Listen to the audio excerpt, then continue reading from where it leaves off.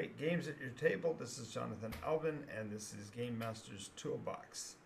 A Game Master with 50 years of experience shares his suggestions and tips on how to make your game better and make every game fantastic. Alrighty, so tonight we're going to be talking about how to put together or to bring together or to combine players to create a games group. And while this is a relatively common question that a game master will get, it's sometimes surprising that they don't get asked it enough, because it seems that every game that you come across has been, playing together for 6 months, a year, 2 years, 3 years. And I have several good friends that are game masters that have a really difficult time keeping their groups running week over week. And so I want to talk about how you can put a group together, how you can keep them together, and how you can expand the number of players you have at the table if you so desire. So this question does come up quite often, and if you've had the problem of keeping a games group together, I'd love to hear from you. So feel free to leave in the comments any anecdotes you have about the groups you've had, and in particular, I'd like for you to, even if you don't particularly have a comment, I would love to have you just go ahead and comment in the section how many players you have in your regular group, and how often you meet, and how long ago you started. It's really fascinating to watch the variety of player experiences and game master experiences, and so I'd love to share that with our community and kind of build up the way in which game masters perceive it, because I think there's an illusion somehow that if you've got a games group that's operating, that it's somehow a closed community, and that it's a cabal, a secret group that are gathered together, and that's of course kind of silly. But so as we approach this subject, if you haven't watched this before, I'm Jonathan Alvin, Game Master with almost 50 years of experience. And if you have viewed my stuff before, you know that I often will spend a lot of time pontificating. Well, in this case, I really want to get to that. I want to actually get to this. So to gather a games group, the first thing you have to do is set a schedule. And there are two ways to look at this. And at different times, in different places, each one of them has worked fairly well. One of them, of course, is for you as the game master to say, I am running on this day, who can come? And the other is to talk to a group of friends that already, you've already got camaraderie with them, and say, hey guys, I'd like to run a game. What day is going to work for us all? And then kind of coordinate the schedule. Both these are viable. There's nothing wrong with doing either one. As a matter of fact, arguably the collaborative one seemed, you would think that would be the most consistent, but the reality is that regardless of how you get the group together, it's a matter of what you determine as the checkpoint, if you will, for each game session on when you're going to just pull the trigger on whether or not it's going to happen or it's not. Some game masters can run perfectly well with one or two players or less. They could run, many of them run a game for even a single player, and that's fine. But in my case, I generally don't like to sit and run the table with less than three, and it has more to do with the fact that my perception of the game is perhaps different from most. Many game masters are providing a wish fulfillment opportunity for their players to exercise their advancement and creativity options in a singular game mechanism, and just want to plod along and provide material for that endeavor. They want the players to feel the sense of growth and advancement that can come from role-play games. And in my case, I tend to look at it more along the lines of, I have a story to tell, and who wants to be there to listen to it. So whichever way you go, the main thing is to set a schedule. And that then leads itself to a question that perhaps doesn't get asked often enough, and that is, how much time is enough time for a role-play game? I know some game masters you could set a watch by their schedule efficiency. They say, I'm going to be running at 2 o'clock, and I'm running only till 4. I got a class afterwards, and are able to hold to that every week. In my case, I don't feel like I get enough accomplished in only a couple hours, so I generally set a 4-hour bracketed window. I tend to find that gives both enough time for the prerequisite convincing chit chat and a long enough playtime so that by the time you get to the end of the session, everybody feels like they've gotten their money's worth, so to speak, out of the session. And whether you run a 2-hour session and no interruptions and just go, or if you play a more meandering 6-hour, 8-hour, even 10-hour marathon session on a weekend, that's clearly it's something that works for you, and it provides a deeper, perhaps richer experience for the players, because not only do they get the benefit of playing for a long period of time, but they also get to add in the benefit of sleep deprivation when they get to the end of it. But that was, I'm kidding. That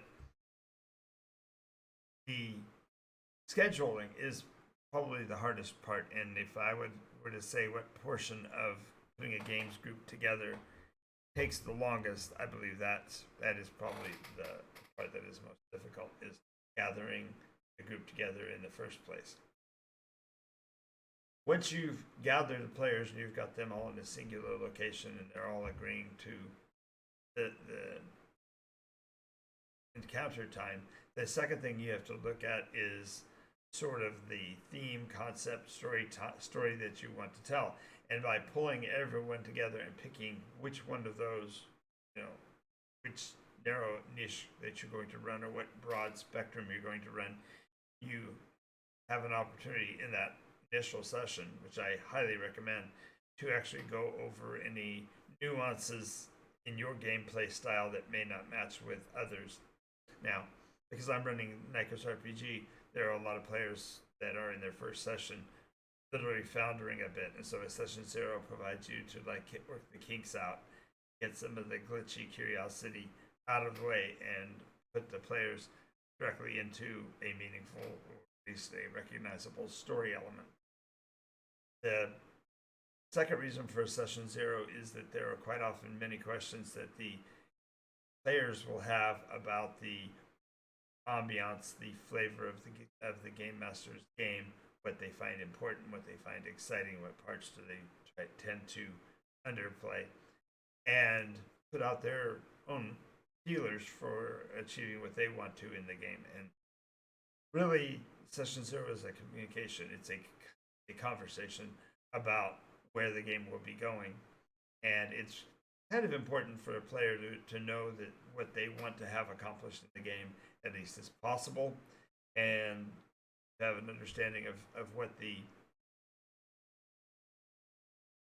game master is going to be providing as far as fare. If you are looking for caviar and you go to you're expecting to go to a fancy restaurant and get caviar, and instead you're being served up ham sandwiches with a side of pickle, that's a major taste differentiation, and you kind of have to work your way through it. So by having a session 0, you can at least give feedback about what you'd like to see accomplished within the game session.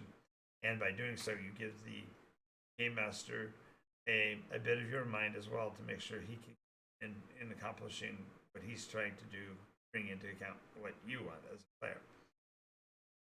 The third reason for session 0 is that the game dynamic between the game master and players needs to be a smooth one. If you find yourself constantly in an argument, if every question you have leads to a hour and a half pontification, then maybe the tables aren't matched, and you need to adjust them a bit as far as game mastering and what story they're telling.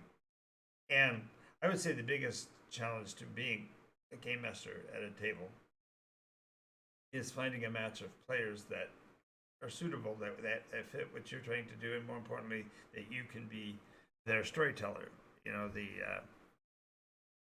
The elements of a role play game, whether it be the dynamics or the miniatures or the mechanics or the level of personal agency versus the amount of narrative driven information. All of this gives needs to be handled and figured out in the first place to make the game flow properly. So, assuming you can get the players to agree to a schedule and to a session 0, then the next part is how do you maintain continuity? And it used to be, take my teeth out. Back in my day, we had a caller, and that caller's job was to keep notes and keep details. And then all the other players, they only had to give him the information, and he shared it with the game master. Well, the way of the caller has gone the way of the dodo, because just about every player now at least understands, if not appreciates, the ability to be in the limelight on the main screen. The very idea of being a non-player character in a D&D campaign that you're actually a part of is it doesn't happen nearly as much as it used to, and it really perhaps even still happens a bit more than it should.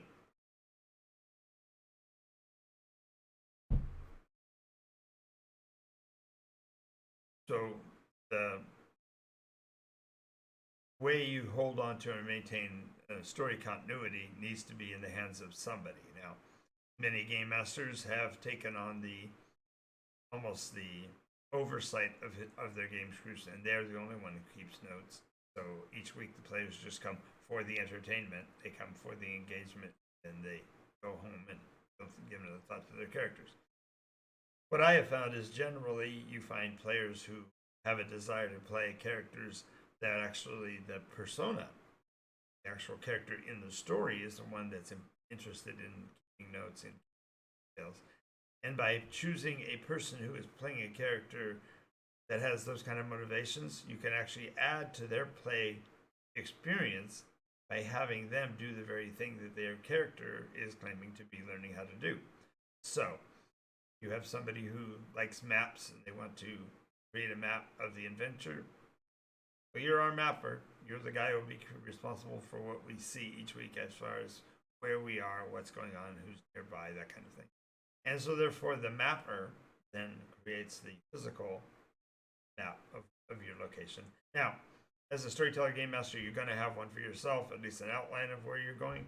But this mechanism allows for the players to really take advantage of the tension of role play and step into it to start to get at least an inkling of what it might feel like to be responsible for that kind of detail, that kind of information in the game, and therefore they grab a hold of and are able to then make that part of the role part of their existence, part of their play experience.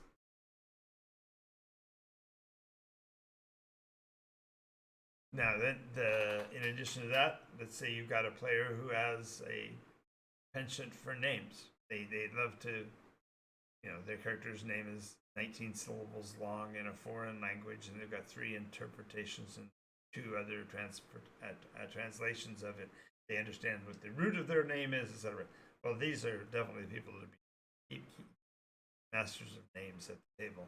So you have that person responsible for keeping track of who's who, so that when you go into an adventure and you're starting to describe a scene, you say, oh yeah, that guy you met at the bar 2 weeks ago, who was that? And the master of names then goes through his list and goes, oh, that was Angie. She was the bartender at that restaurant. And yeah, so you're looking for Angie. And by giving a person that responsibility of names, now they're adding their legacy to it by keeping track and keeping details on who's related to who and where they fall into the story, and how many times has that furtive roguelike fellow you think is following you shown up in the story. Same guy again, or is there somebody else following this week? Very interesting. Additionally, you're going to have somebody who is the, for lack of a better term, the nosy reporter, the person who wants to follow all of the detail.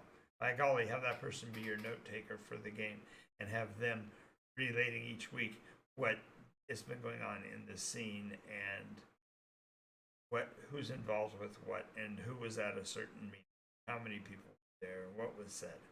Having individuals take at least a part of the story and make it their own just amplifies the desire for them to show up each week. Now, if there's somebody upon whom a role has been placed and they are averse to it, naturally they're going to be less inclined to show up. So make sure that you keep continuous feedback, because the person who is in your game and is paying attention and keeping notes may be finding themselves distancing from the story. And you can sort of tell this when anybody slips from the first person conversation of being in the room, I do this and I do that, and they slip into the third party, my character does that, because this shows that they are distancing themselves in the game from the activity, and either find ways to adjust that or curtail that or bring that back into focus so that it does keep them in the game, or perhaps find out what is causing them to pull that distance, and what it is that they're finding that is unsatisfactory, causing them to feel withdrawal. Now, as you think about the people that are going to have different tasks within your game, there are some that are just kind of silly but actually work. I have one group that has a very senior citizen young lady, about, I think we determined she's like 6 or 7 years older than I am. And there's certain things that she needs to have somebody do for her. Pull her chair out, put her the bag that she brings with her needs a certain amount of space, and there be paper towels in a certain location or whatever. And all of these things are important to the game, and that, believe it or not, there are people who have a mind for that kind of detail that will actually feel honored and part of the group by being able to help in those ways. Others maybe provide material comforts, like I utilize at each player that has a name tag, a little table tent that they fold up and put on the table, so that everyone else can converse with them using their character's name. And I've got one player who's got calligraphic skills, and that person then creates these really nice name tags for each player. And those little touches, those little things that make the player feel welcome, really do a lot to give them the longevity or the desire to continue playing week over week. Now, when you're playing a group and you're playing with a group and it's their first time playing, you may want to set a duration. So many people who want to play in a role-play game may not want to commit to a long slog, long campaign, long story. They just want to experience the game for a while and say dip. And the point is that if you've got a situation like that, you need to come up with an engine mechanics that allow for that, because you don't want anyone to feel trapped or pressured. And so in the world of Nykos, we have the concept of the injunction, that the persona will be there whether or not you as a player are there, because they actually live in the world. And this gives some comfort to a player, because if they have to leave, the person that they were doesn't necessarily vanish from the story, but they are physically still there and alive, so therefore the players can choose to be gone for a matter of weeks and still catch up with what is going on in the story, because the persona is. Otherwise, make sure that your players have the opportunity to, if they want to get away, they can get away. If they want to walk out, they can walk out. They can live a regular life and do other things as well. When you've got a group and you've gathered all these pieces and you now have a coherent group, find ways to recognize it. And one of the biggest things for my group is that once in a while, I'll take a group photo, and then perhaps one or more of them will either be clever and use Photoshop to add in weapons and antique clothing, or perhaps they'll put a setting in behind it or whatever.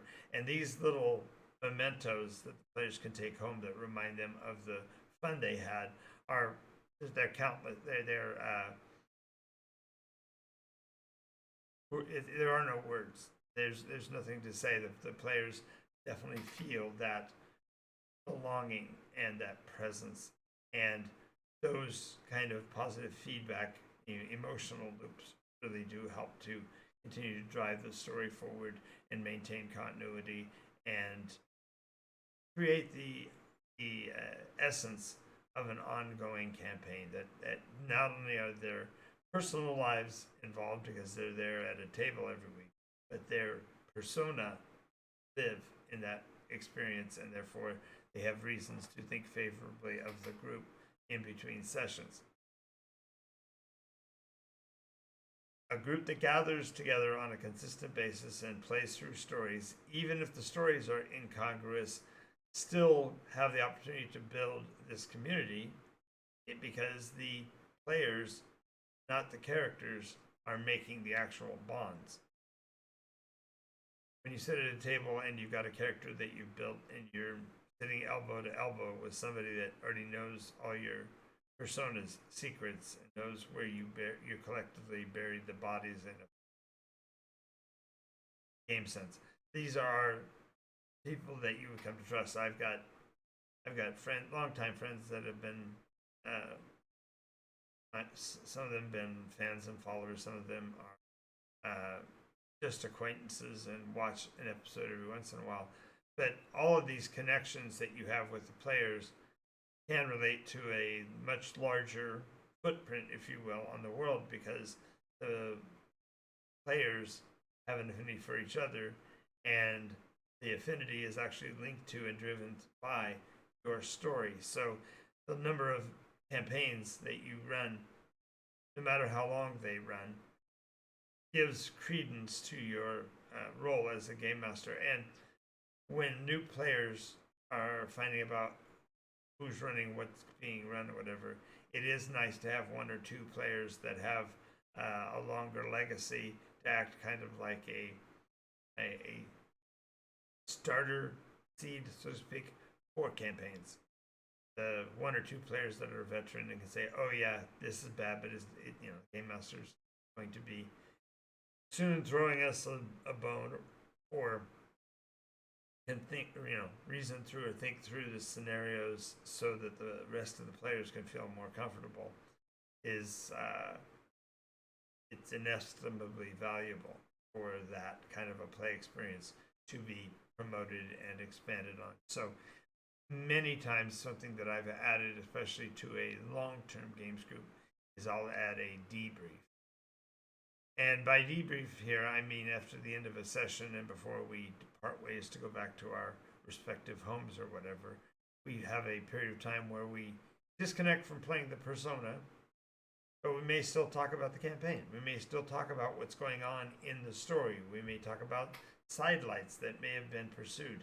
Players are given the opportunity sort of to give a recommendation for what they want to see happen in the following week, or the pieces of the story they'd like to pursue.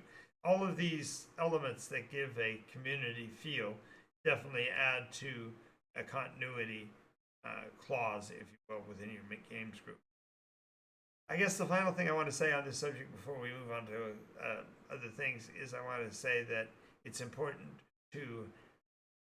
actually important for players to know that there is a terminus. There will be an end to the story. The characters will be able to put their gear down, relax, and go live their lives, so to speak. Sit on the throne of whatever kingdom and rule with peace and justice for the next 20 years or whatever. The idea of having an end to the story is something that we never hope to see, but we always hope will happen, because nobody wants to think of a cursed individual who must forever wander the world incomplete and wondering about what's going to happen in the next scene. Having therefore a known duration tends to give the players enough comfort that they may sit down at a table even if they're not sure what the what they're getting themselves into. So having an awareness of the beginning, have a good strong touch on what you're trying to have in the middle, and ultimately what you're going to be considered to be the closure or the end of the story, really helps to build your games group. And the biggest question out of this that I generally get is, how do I start? And the way you start is to start. Go ahead and go from I'm going to run an adventure to I am running an adventure. Set a time, set a schedule, invite the players, engage the players, and link them into the story, and you have a games group that will stick together for weeks, months, years, centuries. Alrighty, that'll do it for today's episode. I'm Jonathan Albin, and this is Game Master's Toolbox, NycosRPG. I want to thank you again for being here. If you like what you see so far, make sure you follow the channel. If you are viewing this on YouTube, make sure you subscribe. It doesn't cost you a dime, and it really helps to get the word out to others. Also, click the bell icon so that you get reminded every time a new video comes out, so you can stay up on what's going on with the Game Master Toolbox and the NycosRPG role-playing world. Until the next time, I want to thank you